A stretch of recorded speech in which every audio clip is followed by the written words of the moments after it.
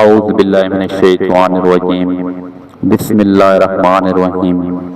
حرام مال سے قربانی کرنا۔ سوال: مالدار آدمی اگر حرام مال مثلا سود کے پیسوں سے خرید کر قربانی کرے تو کیا واجب ادا ہوگی یا دوبارہ قربانی کرنا پڑے گی؟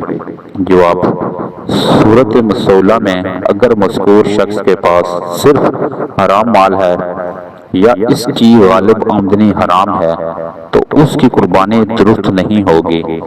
اللہ تعالیٰ طیب ہیں اور مال طیب سے ہی صدقہ اور عبادت قبول فرماتے ہیں، اور اگر اس شخص کے پاس صرف حرام مال ہی ہو تو اس حرام مال پر قربانی واجب بھی نہیں ہوگی۔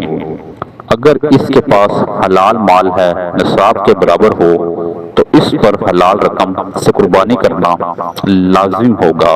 واضح رہے کہ حرام مال پر قربانی اس کے لیے واجب نہیں ہوتی کہ اس پر صاحب قبضہ کی مالکیت ثابت نہیں ہوتی، بلکہ مال حرام کے متعلق حکم یہ ہے کہ اگر بالحوث حاصل ہو تو اسے مالک یا اس کے ورثہ تک پہنچانا لازم ہے۔